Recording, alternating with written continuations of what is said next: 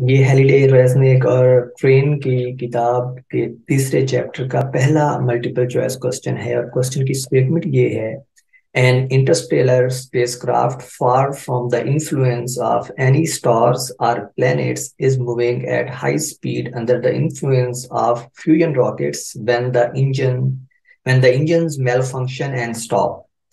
The spacecraft will, and then we have a couple of options. तो पहले हम statement को समझते हैं। स्टेटमेंट हमें ये बता रही है कि एक इंटरस्टेलर स्पेसक्राफ्ट है जो बहुत दूर खला के अंदर ऐसी जगह पे जा रहा है जहाँ पे कि करीब करीब कोई स्टार या प्लेनेट नहीं है, यानी कोई स्टार या प्लेनेट उनके उस स्पेसक्राफ्ट के ऊपर कोई फोर्स नहीं लगा रहे।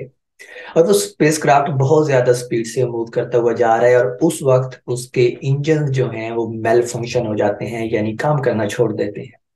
अब हमने ये बताना है कि उस वक्त जब उसके स्पेसक्राफ्ट के इंजन खराब होते हैं तो उसके बाद स्पेसक्राफ्ट जो है वो किस तरह की मोशन परफॉर्म करेगा। तो हमारे पास जो ऑप्शंस हैं वो उनमें से पहला ऑप्शन है कि it immediately stops throwing all of the occupants to the front of the spacecraft। ये ऑप्शन में ये बता रहा है कि जो स्पेसक्राफ्ट है वो जैसे ही उसके इंजन खराब होंगे वो फौरी तौर पे रुक जाएगा और रुकने के बाद रुकने के साथ ही उसके अंदर जो लोग बैठे हैं उनको फॉरवर्ड डायरेक्शन में फेंक देगा। This is our first option. दूसरा ऑप्शन है begin slowing down eventually coming to rest in the cold emptiness of space. दूसरा ऑप्शन हमें ये बता रहा है कि वो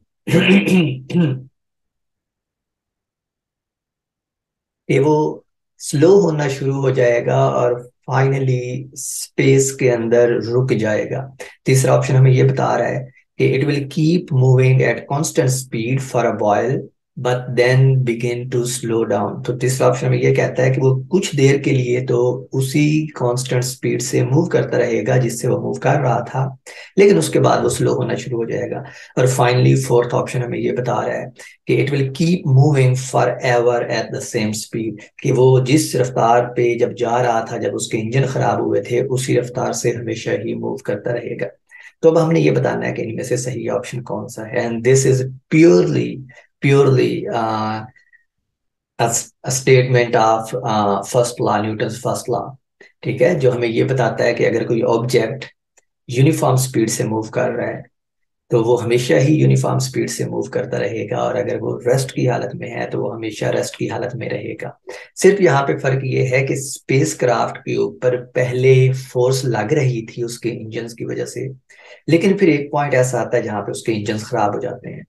अब जब उसके इंजन खराब हो जाते हैं तो जिस वक्त इंजन खराब हुए हैं उस वक्त वो किसी कांस्टेंट स्पीड से मूव कर रहा था। लेट्स से कि कांस्टेंट नहीं है लेकिन कोई स्पीड थी, लेट्स से 5000 मीटर पर सेकंड थी उस लम्हे के ऊपर जब उसके इंजन खराब हुए हैं।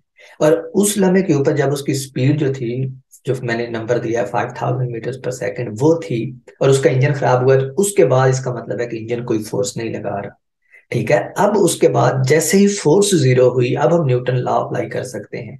और जब फोर्स जीरो हुई उस वक्त उसकी स्पीड क्या थी, 5000 मीटर पर सेकेंड।